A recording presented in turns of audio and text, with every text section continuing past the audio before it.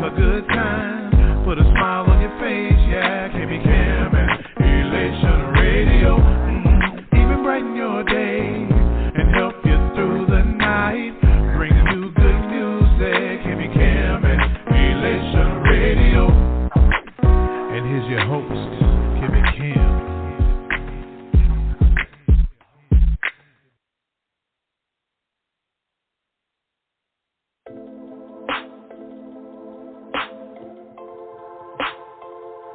Lady Michelle Austin.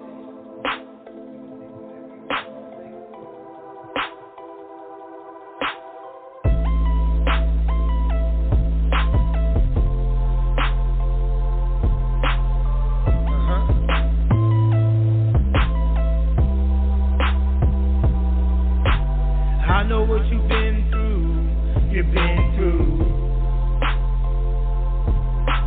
Don't think that it's only you. It's only you. Yeah. Pick your head up, get up. It's only right. Take back your life. Pick your head up, get up. Take back your life. And come and talk to me.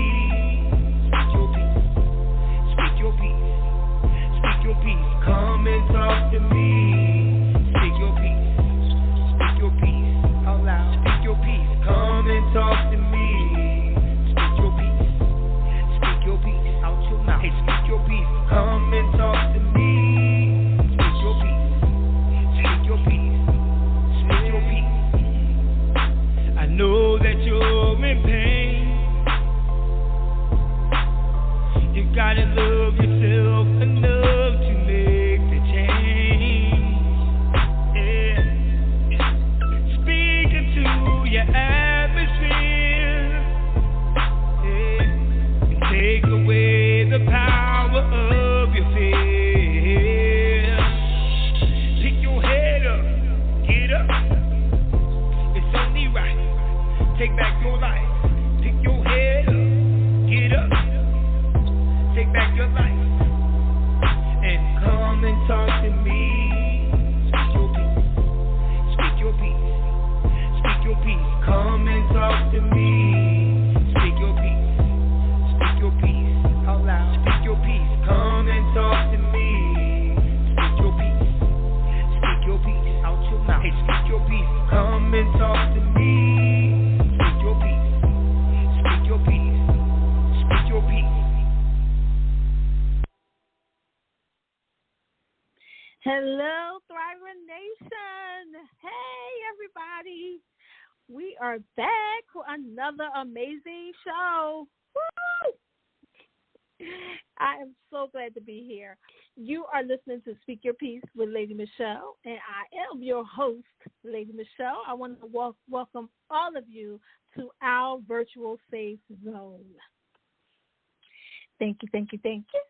So, listen, we're going to get started. I mean, tonight is amazing.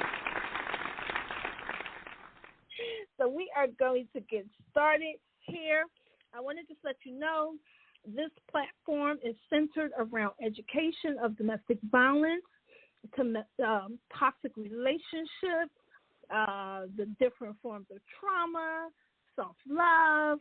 We talk about finding your voice, and these are just a few things that we do here at Speak Your Peace. But just remember that it was designed with each of you in mind. We are here to enlighten you, to educate you, to inspire and empower you.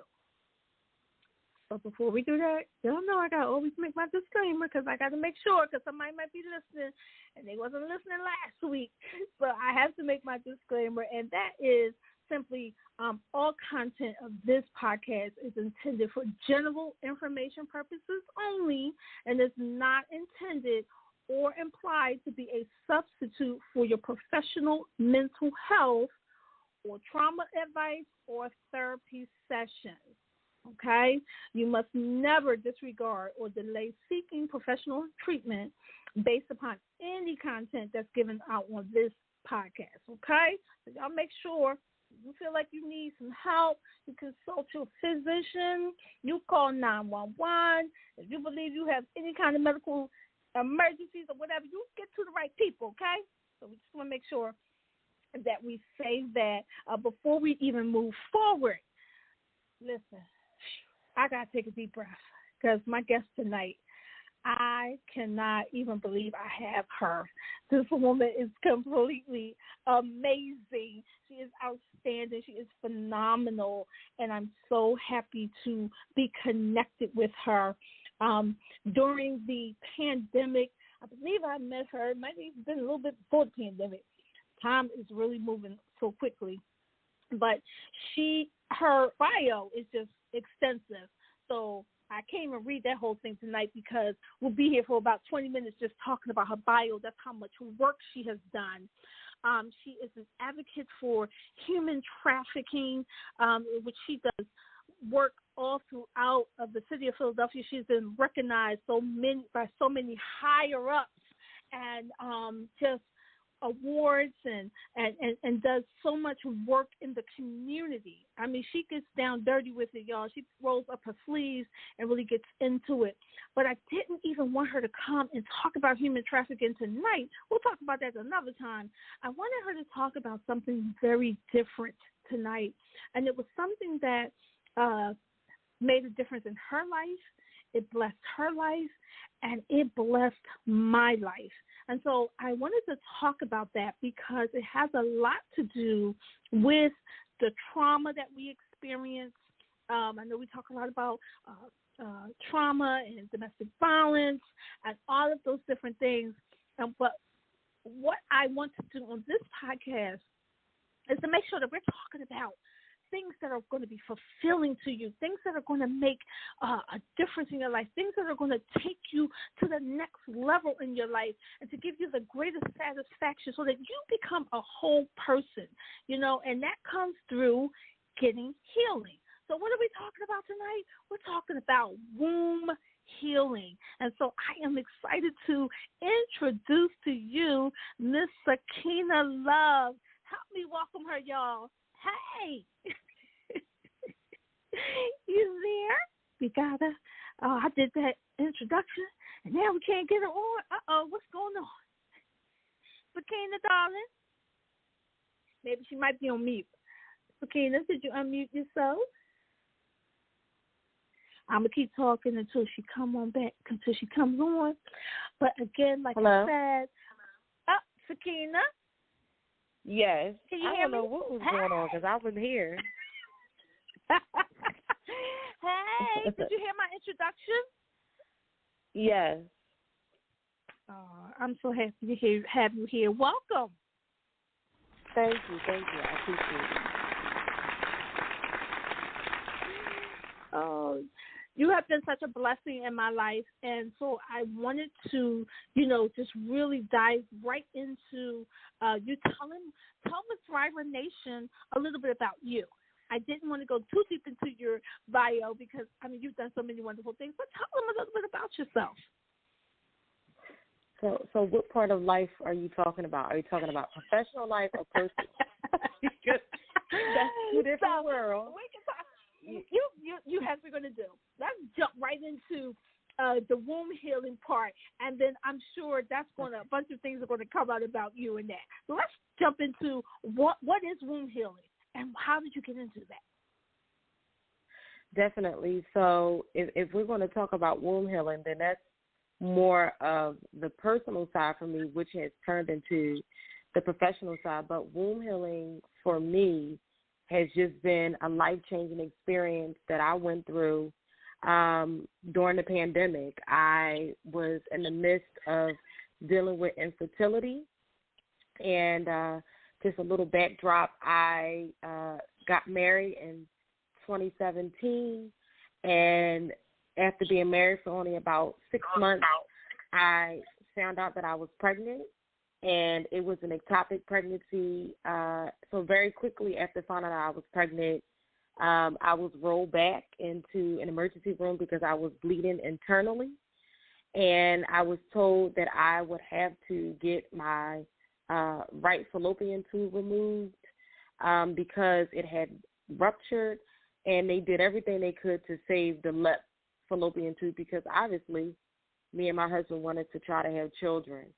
And from that day, moving forward, I struggled with infertility, and I've been to a plethora of doctors, and I've done 2 rounds of IVF. If anyone doesn't know what that is, it's in Vitro Fertilization, where, you know, your egg is taken and they take your husband or your partner's sperm and they put it inside of there, and then they place it back inside of the uterus with the hope that it will stick and then you'll have a baby. Well, I did 2 rounds and I had no success, and honestly, before I went through my 2nd round, I was just really exhausted with the idea of trying to figure out what did I need to do to conceive, you know. So I started to do some more therapeutic modalities such as meditation and yoga.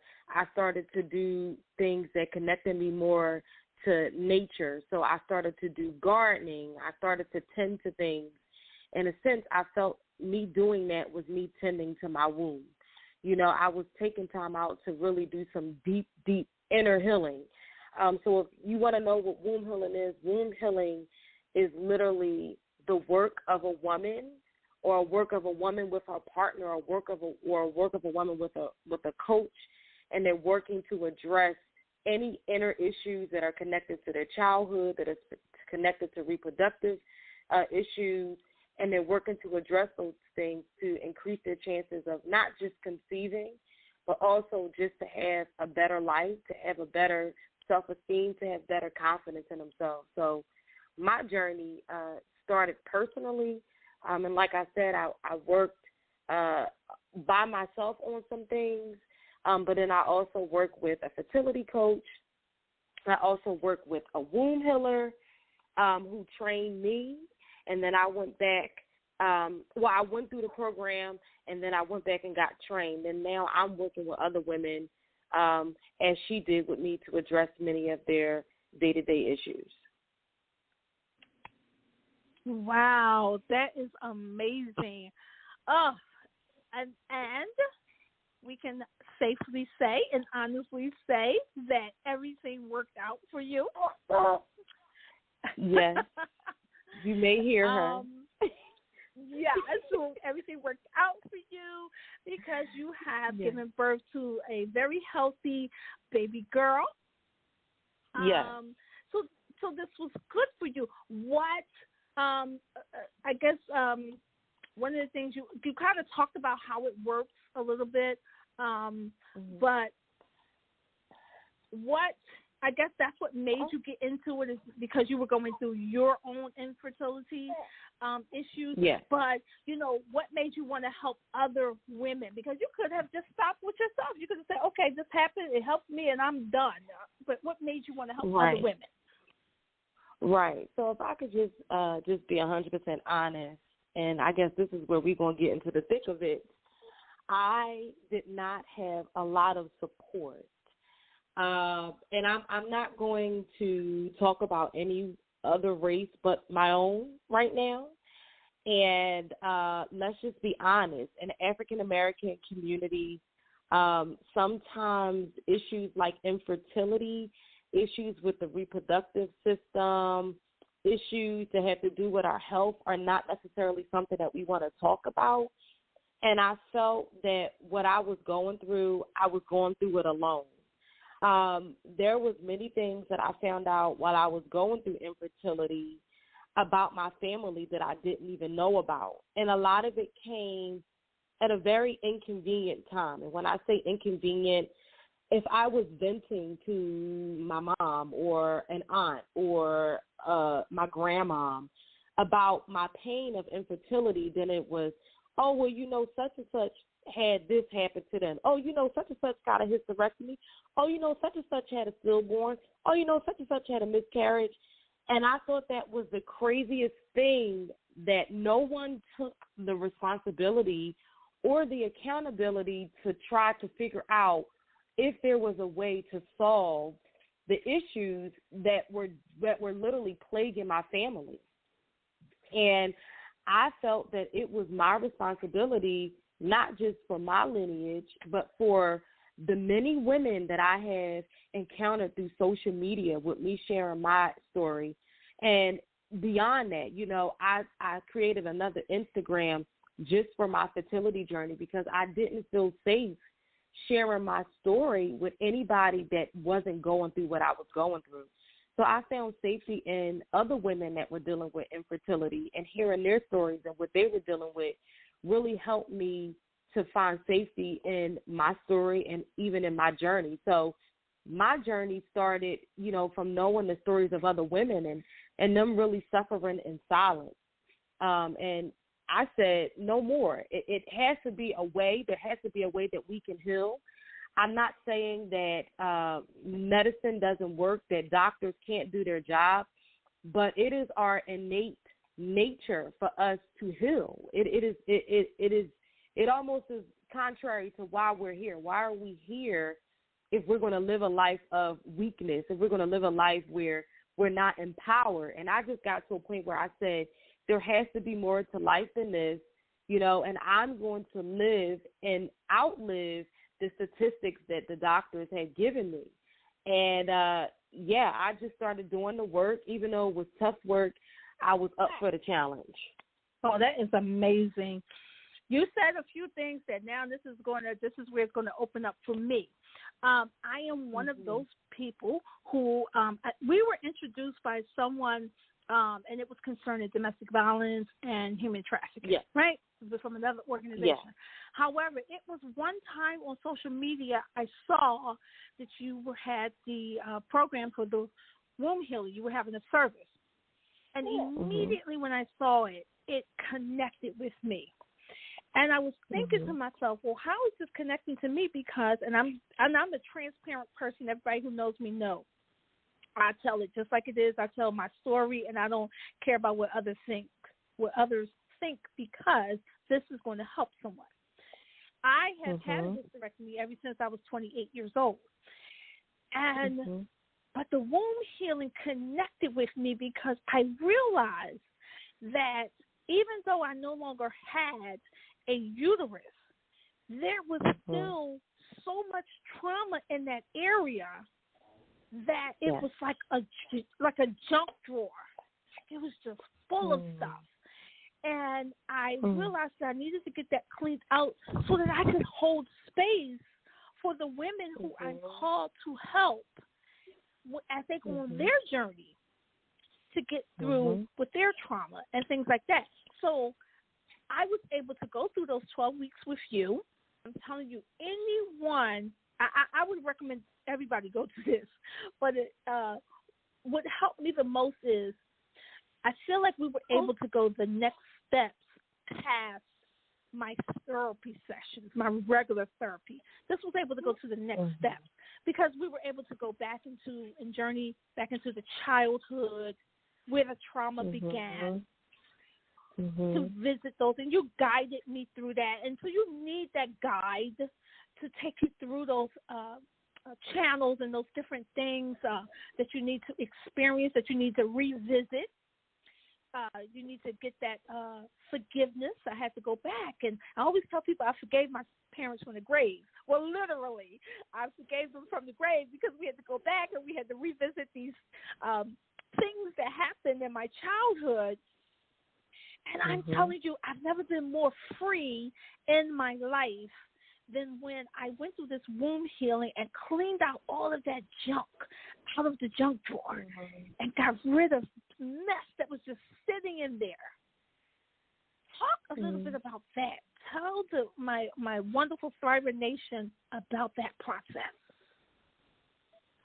So I remember, and I'll give an overview. I remember when I went through that last round of IVF, and I was just so broken, and I said, there has to be more to the story, you know, and let's just be real, I was frustrated with religion. I was frustrated with people telling me, oh, lay your hands on your womb and pray, and in God's timing and all that.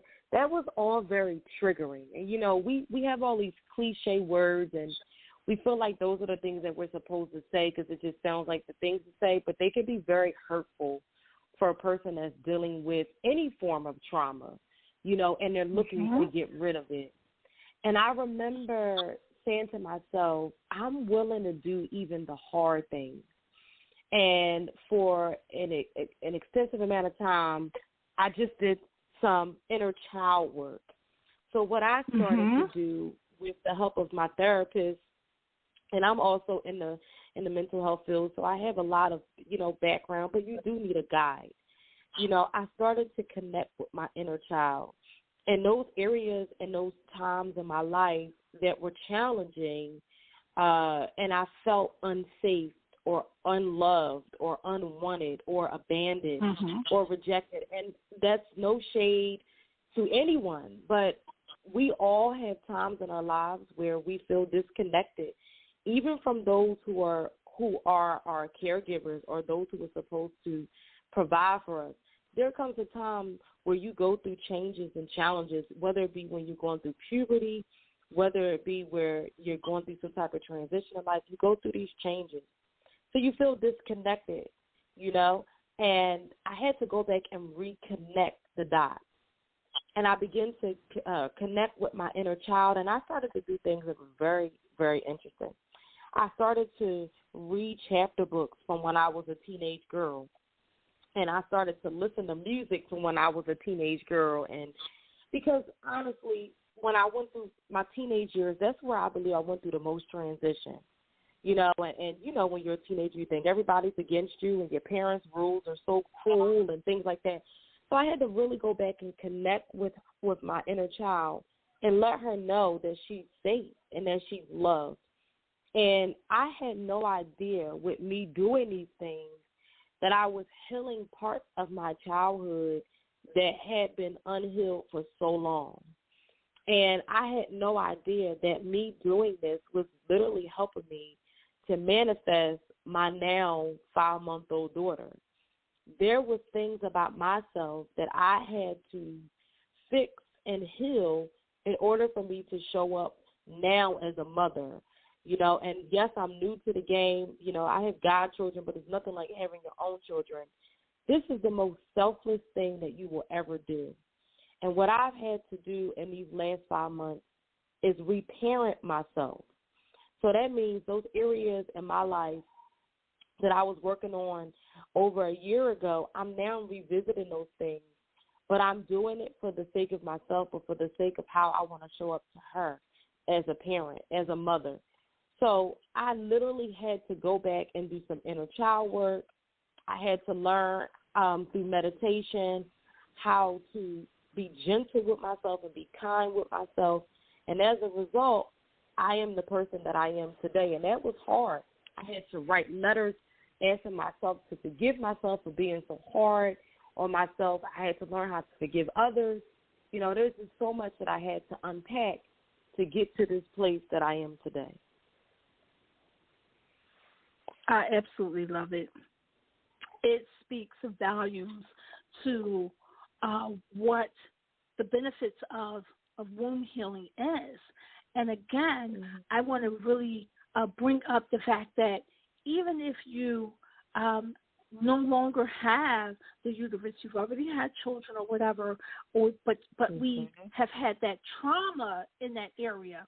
Because for me, I didn't realize how much I needed it because I went through the whole, bad menstrual cycles. And I, too, found out that, my mom had problems, and then whomever was going on with her mother and so forth and so forth.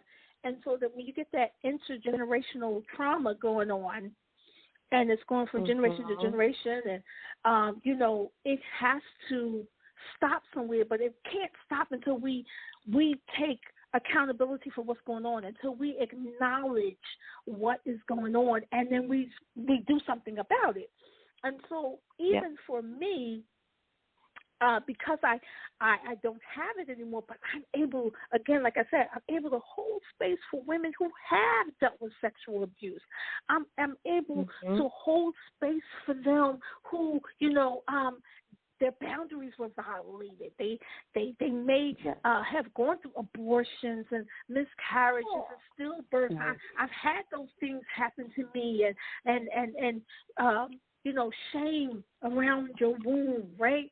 We have that shame. I remember when I had to get my hysterectomy, and I was 28, like I said, and you start to hear older women tell you that you're not going to be a woman anymore, and they begin to tell you all these old wives' tales, and so you start to feel shame about what's going on, even though you already felt shame about what was happening before you had to go get the surgery. I had so many issues, and I had no one to talk to about it. So womb healing is so good because you, like you said, you have that safe space. And you can talk to someone if you're having those challenges, the fibroids and all of those different things. And, maybe you have difficulties when you give birth. You hear people, they're in labor for 36 hours and things like that. And then they have to get the C-section, and it's just a lot of traumatic things going on in your lives. And so, womb healing is so good for people who are not only dealing with infertility, but even after you taking care of all of that stuff, after you had the baby, after you may have had a stillbirth or something like that. My youngest daughter is my rainbow baby because the baby that came before her died at birth. So we need these safe spaces to talk about it, and we need to go back and get healed, because one of the things that I say is, it's not hurt people who hurt people, but it's hurt and unhealed people who hurt people. So if you never go back and get that healing and become the whole person that you're designed to be, then you'll continue to hurt other people, right? So you're no good. I get so excited. No one. You're no good to no one, and you're not showing up as a whole person, as you just said. You're just showing up, and you're giving people broken pieces of who you are, and even if a baby didn't come out of this, just like you said, there were other things that were traumatic that happened to me that needed to be addressed. Even if a baby didn't come out of this, I had to heal those broken parts of my life, because I didn't want to keep showing up broken. I didn't want to keep showing up half-stepping, and also, like you said, now we could go to the professional side. Our duty, and you know this as advocates and professionals in this helping field, you want to make sure that you are whole, so that when you're holding spaces for other women, you're not doing it as if you feel like it's almost like a duty, but you're showing up whole because you believe that this is something that you've been called to do. And there are so many people that are working in the helping field that are helping others, and they're not healed themselves. That's a red flag, and I couldn't continue to show up to my clients and show up to the women that we serve through our nonprofit that works for human trafficking victims. I couldn't continue to show up to them with all of these things that were going on in my life that were not addressed. I always wanted to show up not with my issues at the forefront, but being available for them in that moment. And the only way that you can do that is when you are healed first.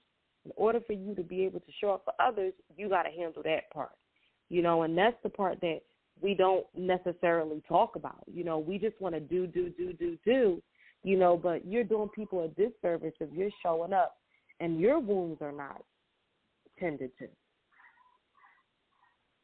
Right. Now, I have a question because I was doing some studying because, this, I get really, really, really excited about this, and we need to bring more awareness to this topic, and that's why I really felt like I wanted to talk to you and have you on the show because I don't think we talk enough about it. One of the things that I saw is, of course, we already know that space is an emotional junk drawer, and when we need the healing and the cleaning out. So we know that men and women, boys and girls, come from the womb. We all come from the womb. Do you think it is for everyone, womb healing? Because even though the guy might not have a uterus, a womb, but he may still have that trauma. He may be still holding those emotional things in his junk drawer, if you will. So do you believe that it's something that's for everyone? Absolutely. You know, and I thought about that the other day about the trauma that men hold, you know, and again, whether they are fathers or not, they are the seed carriers. You know, they carry the seed to whatever they go to that they go and they deposit something in and they expect to get some type of success out of it or looking to get something out of it. You know, they're depositing seeds wherever they go.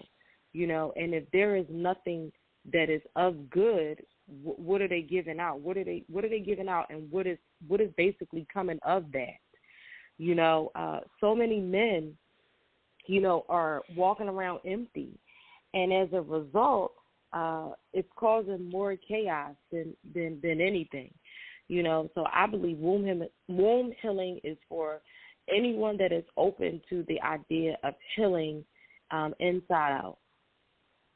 I love that. That is great advice. That's great to give to my wonderful audience, the Thriver Nation. We always want to make sure that we're giving them great information so that they can thrive, they can move forward on their journey to freedom. And so this is another part that I was thinking about and I was doing some research on, and knowing that when we think about the womb healing, right, of course, it goes further than just having a baby. But when you think about womb, you think about birthing, right? So when we get it cleaned out and we get all that junk out of there, we can birth new ideas. We can birth like all these amazing things that we can do, you know, to help our communities, to help our families, our churches, our jobs, everything, our businesses. We can birth things because now we have our emotional blocks have been removed, right? And we have all of this amazing space now that we can do. We've gotten rid of the, you know, the imprints that we held on to from past toxic relationships, from, you know, the things that happened to us as a child. And now we have this clean, clear space that can take us to, you know, wherever our minds want to go, right? How do you feel about that? Because that blew my mind right there. That was just amazing to me, and I feel like I'm living that right now. I think that a clean space is a thriving space. Let's just like be metaphoric right now. I know for me personally, when a space that I'm trying to work in is not clean, I can't function. But when I have a space that is cleared out, it's no clutter, put some sunlight in there, we get the dust off the table, and we're able to just open it up, I can thrive in those type of environments. And I feel like when that space is open and you open yourself up to doing the work, even the tough things, what should be withheld from you? Nothing shall be withheld. Anything that you put your mind to, any possibilities are able to take place in that clean space, like you said. That is womb healing, when you clear out the clutter and the junk and you open yourself up to endless new opportunities. You know, the sky is the limit. And I think that that's a great way to look at it. You're literally cleaning out a space and making it available for something new. So absolutely. Oh, I love it. I remember you saying to me, you were looking at some pictures of me. You know, I had my birthday party. I turned 55 this year, double nickels and double grace. And I said double grace because 5 is the number of grace, right? And so I said, God, give me double grace. And so I was so excited. And you said to me that you looked and you saw how I was enjoying the party. And I know that, 2 years ago when the pandemic started, I wasn't feeling that type of freedom. I wasn't feeling that type of, I still had some bondage there.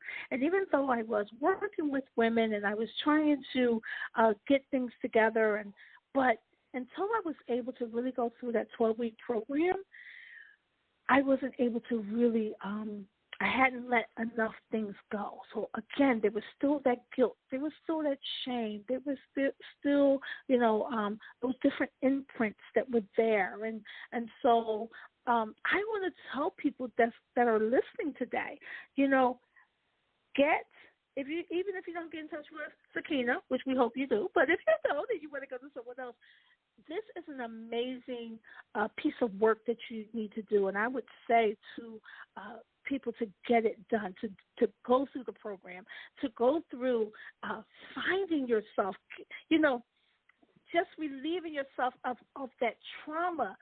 It helps with your self-esteem. No one wants to say they have low self-esteem. If you say someone has low self-esteem, they will literally cuss you out. But if you listen and you talk to them for about 5 minutes, you will know that their self-esteem is -0, right? But it really helps. It helps when you begin to affirm yourself through this program, through going through womb healing alone. You will learn how to affirm yourself. You won't wait for others to affirm you, but you will find that how great it is to look in the mirror and just to tell yourself that you are enough and to feel it, not to feel that heaviness, So I just really, again, I get excited when I think about this. I'm so happy that it came into my life. I'm so happy that I saw it on your page and that you were doing something. Because, again, people, some people get free and they go on about their business. We know. Everybody doesn't come back and everybody doesn't give back. And so, just thankful that you did that and that there's so many people that you're going to help, not only through your nonprofit, which we know is about human trafficking, but this is another area of it where you can help them to even, clear out, of course, that trauma and clear out those things that send us on those journeys to do the substance abuse and all of those different things and self-sabotage and getting caught up into things that we really don't want to be into, but we feel like this is our coping mechanism. This is the only thing that we can do to take away the pain. This is another way to help people to get relieved from that. So I just wanted to put that out there, those shameless plugs, right? To show how much it has helped me. So is there anything else that you really love to tell our audience of Thyroid Nation? Just take power and matters into your own hands. I know it sounds very risky, and I know it sounds like, are you telling me not to trust in, the diagnosis that the doctors gave? Are you telling me not to take my medicine? Absolutely not. And I love the disclaimer you gave in the beginning about still seek out to your mental health professionals, still call 911 if you feel the need to. Things that you can control, those things that are within your control, whether it be going to therapy and doing the hard work like inner child work, whether it be journaling, whether it be, sitting in stillness and doing meditation, something that we did, me and you, Michelle, and I know it was something new for you, but you were so open to it. We started every session with meditation. We opened up with learning to just sit still for a second and allow our nervous system to calm down. Because a lot of times we're just on go all day, and we don't take time to just sit in stillness and allow our bodies and our minds to connect, because a lot of times it's an inner thing. And if your mind and your body aren't connected, how is it able to heal? there was a time in my life where my mind was just overpowering everything, where I had to tell my mind your business, and I used to tell my body to wake up, because the mind was going, but the body was just stuck, So I had to get them aligned, and once I did that, I was able to start making those changes. If you're looking to heal your body as well, changing some of your eating habits, drinking more water, taking supplements, and making sure that you're taking those daily vitamins. I kind of just opened myself up to anything that was natural, organic, that was going to help me to do it. I felt me, taking supplements naturally was something that I was doing. It wasn't like it was something that the doctors had suggested. It was something additionally that I did that I felt could help my process. So you got to believe it first, and once you believe it, there's nothing that can be withheld from you. And I truly believe that I could conceive naturally, and I did. And I didn't even say that part when we first opened up. I went through those rounds of IVF, and I don't believe that they were for naught, because I'm able to reach women who are dealing with infertility, who do have to go through fertility treatment, and I'm able to share my journey. But I'm also able to reach women who haven't went through fertility treatment, because I conceived my daughter naturally, which doctors said would never happen. I was told that I would never get pregnant without some type of medical intervention. And thank God for their diagnosis and their expertise, but I just believed that my body was capable of doing what it was designed to do as a woman, with or without both fallopian tubes. I still believe that it could happen, and I trusted in that, and I trusted in what I already knew. I already knew I was designed and I was created to be a mother for so many reasons. And as a result of that, I wasn't going to give up until I had what I knew was already mine. So never, ever, ever give up on yourself. Trust in yourself. Believe in your strength, and continue to just do whatever you have to do to get those things that you desire. If you desire wholeness, don't stop until you get wholeness, whatever that looks like. If you desire to heal from sexual abuse, whatever that looks like, you can do it. If you desire to heal from a domestic violence relationship or being human trafficked, you can do that. That is all possible. That is all capable if you're willing to do the work. So that would be my advice. Do the hard things. I remember years ago, a spiritual leader of mine preached a message called "Do It Afraid." And I've heard many messages, but that one just really spoke to me. No matter how I felt and no matter what odds were stacked up against me, I was willing to do it even afraid. I was willing to get out of the boat and walk. Even though I didn't really know what was ahead, I didn't know how long it was going to take for me to conceive my daughter naturally, but I knew it was going to happen, and I just walked, knowing that if I kept moving in the right direction, that what was, I thought, running from me, we would eventually collide, and we would meet head on, and we did, a lot sooner than I thought. So continue to do the work, be willing to invest in your future, and be willing to invest in what it is that you want, and just wait for it to literally happen before your eyes. I love it. Another great nugget that you gave us, some great advice. Thank you for that. I was listening while you were talking, and I was just remembering how we had to go through those difficult memories. We had to go back down into back in time when I was a little girl, and I know that that's a part of womb healing, and so I want to speak to that and let people know. You just said it. Do the hard work. Do that. Go back and revisit those difficult memories, those things that are stored. You think it's stored in your mind, but it's stored in your womb area. That's where we hold everything. That's where all of that is in our bodies. Yes. Yes. I am currently reading a book, The Body Keeps the Score. Right? Well, you took the words out of my mouth, because that was the book I was going to say. The body keeps score. It literally does. The body keeps score of every traumatic experience. And the more that we try to forget it, the more that it stores in our body. The more that it finds, it's like it finds a little crevice, a little crack, and it literally moves in. So whatever that trauma is and you don't address it, it moves into your body, and it lives there until you're willing to address it. And you know, Michelle, I know we're finishing up, but you know what is one of the most scariest things? And I didn't mention this because that's a whole nother story for another day.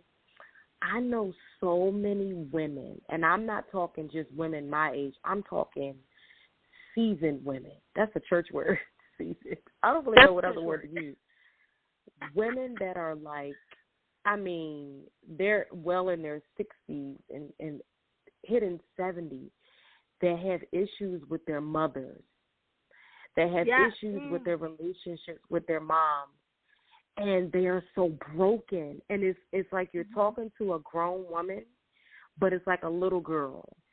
And I met a woman, I knew her, but I never got to know her until a couple months ago, and she talked about issues in her relationship with her mom.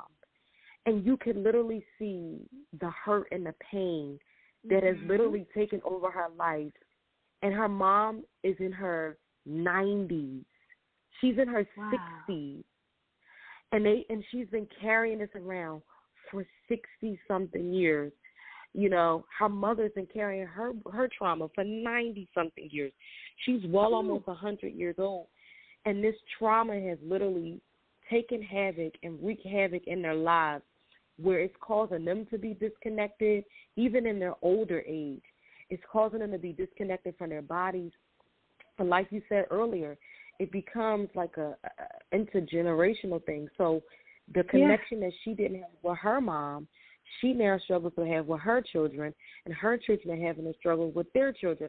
So it's literally like generation after generation that this trauma is showing up in, and no one's doing anything about it. No one is doing the work. No one is doing the work. We're sitting around the table. We're not addressing the elephants in the room, and the trauma is literally. It's almost like, I don't know. You ever see the Mucinex commercial with a Mucinex? They're like little people that are just living inside of your body, and they're just taking over. I mean, they're going and getting friends. You know, and I used to do this exercise as a life coach where I used to tell my clients, you know, when you don't address your trauma, trauma goes and gets guilt, trauma goes and gets shame, trauma goes and gets rejection and abandonment and low self-esteem. And they're like, come on, y'all, let's have a party. And before you know it, a whole party is taking place in your life, and you literally lost control. And that's what happens. That's trauma. It finds a way in, and it never leaves unless you make it leave. Right. Wow. I just pictured that when you said it's almost like they're all sitting around the table. They're not addressing the elephants in the room, the pink elephants, too. Right. They're not. But all the trauma is doing is just waiting for the next generation and the next generation. And they just go and continue. Go and because nobody's going forward, they're all going back to the start, and they're just it's almost like the peanut gallery. No one's moving. Everybody's just standing around talking about, well, my mom did this, and my grandmom, and my aunt. It's like, wait, so why are we all still here? Why hasn't anybody said, like, okay, we know what we're dealing with. Let's try to change the trajectory for the next generation. I don't know about everybody else, but that's what I'm doing for my daughter. Some of the things that I experienced, she will never know. She won't even know what that is. She will never not know what it feels like to not feel like she's loved. And I'm not saying that I was never told or never that I didn't feel that. But there is just certain things that she will never even know exist because my job and my goal is for her to feel love, for her to be loved, and to give love. You know, that's getting rid of that trauma. You know, sometimes when we're dealing with trauma, we don't want to be huggy, touchy, lovey dovey. We're very cold, and we're very like stern, and sometimes it's hard to get through to people that haven't dealt with their trauma. I choose not to pass that on. I choose to pass on love, affection, grace. That's a word that, you talking about double grace. That's not something that we give out. Compassion. Right. We don't give those things. We give off those hard things that were given to us unknowingly, too. Unknowingly. Yeah. Yeah, there's no nurturing. Mothers think because they think they've given birth and they think that's fine. But we have to nurture these little people. And a lot of that is missing when you had that trauma, especially the intergenerational trauma, because if grandma didn't nurture her daughter, and then she doesn't nurture her daughter, who doesn't nurture her daughter, and look at all of those people, generation of no nurturing, no hugging, no affirmations, no, like you said, touchy-feely, and no, we need that to grow. Yep. We need that. It's like the flowers, we need that. That's a part of how we grow into, amazing people, and productive citizens of society. This is great. I mean, when I'm hugging my daughter, I'm hugging myself. Because I see what it does for her. Some people are like, oh my gosh, she's so clingy. All you want to do is hold your baby. You hold her all day, because our parents were taught, stop holding that baby. You spoil. I don't think you can spoil a baby. I don't believe in that. I believe if a baby is crying for their mom or their dad, that's their way of communicating that they want to be loved. They want to be coddled. They want to be swaddled, whatever. We got to give off that nurturing. So a lot of times when I'm hugging her and I'm rocking her back and forth, it's soothing for me too. I'm seeing what it's doing for her, and I'm like, okay, maybe I need to be rocked. Maybe I need to sway, help calm me down. You feel good. Yes, right. I love it. Right. How amazing is all of this? This is great. Of course, we could be here all night long because this is just an amazing topic and just something that needs to be in our communities. It's something that needs to be talked about more, and we just really need to bring this awareness to people. And certainly, I would love to have you back on, at a later date, and we can talk about some of the things that you're doing, of course, with human trafficking and things of that nature. So I just enjoyed you so much. I just appreciate you stopping by and blessing us today. Thank you for having me, and thank you just for being willing. And you went through that program and you trusted me. You didn't have to, and you came out on top. And it's definitely showing, like I said. And what I could say to you in private, I could say to you in public. You have really shown what happens when you do the work. I told you, I seen pregnancy glow, but you had a different type of glow. It was almost like, wow, like she's really living, and she's living in double grace. So I honor you for just being willing to do the work, and now turning around trying to pay it forward to other women, because there needs to be more of it. Yes, thank you. Thank you for being an amazing teacher, an amazing guide, an amazing just woman all around. I appreciate you. My sister, I love you. You know I love you. I tell you all the time, and it's nothing that you can ask me to do that I am not going to do unless it's illegal. But I know you wouldn't ask me anything illegal. But I thank you so much. I just want you, before, because we're wrapping it up, I mean, this hour always goes so quickly, just give the Thriver Nation how they can get in touch with you, how they can find you, and, just let them know so they can get you. So on Facebook, it's Sakina L. Love. That's my personal page. The organization is Redeemed for a Cause Outreach. It's a very long name, but we also have a hotline that people are able to call if they're in need of services, and the number is 215-821-8353. Again, it's 215-821-8353, and our website is www.redeemed, and that's redeemed with an ED, for FORA cause, CAUSE.org. And any inquiries that come through the website go to my assistant and then come to me. And a lot of times I get back to people fairly quickly when it comes to stuff like this. So please, if you have any other questions or if you want to reach out to Michelle and then she can reach out to me, I'm more than welcome. I'm more than open and willing to help individuals on this journey. So thank you for having me. I really appreciate it. Awesome. Thank you again. We're going to go ahead and give our final thoughts for the evening. Of course, you know, we always say be kind to one another, but we always like to go a step further and say be kind to yourself. And don't ever forget that you are no longer a victim. You are more than a survivor. You are a thriver. We just want to give a shout-out, of course, to our special guest tonight, Miss Sakina Love. I love that that's her last name because she is really all about love and the wonderful things that's happening to her. And we want to also thank you, the Thriver Nation, for always being here, always tuning in. I love you guys so much. Please also, we got to give a big shout out to our producer. She is amazing. She's always here producing our show for us, and she is also the visionary of this station, the Elation radio station, and we love her so much. She is the visionary Kimmy Kim, and we also have our Elation magazine.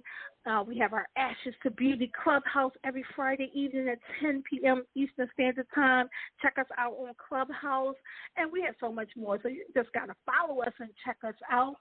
Our last and final things before we get out of here is I want to remind all of our thrivers everywhere that when you love yourself, you are healed. And when you are healed, you are loved. Thank you so much for being here. Thank you, Sakina, for coming. We're going to make sure that we get you on the books to come back and talk about the human trafficking work that you're doing, which is super amazing. So we'll make sure we get you there. We're going to go ahead and let our theme song take us on out of here. And I love you all. I'll see you all next Sunday. I don't know what day I'm on. Next Sunday. Good night, everybody. Thank you. Pick your head up, get up. It's only right. Take back your life. Pick your head up, get up. Take back your life. And come and talk to me. Speak your peace. Speak your peace. Speak your peace. Come and talk to me. Speak your peace. Lady Michelle.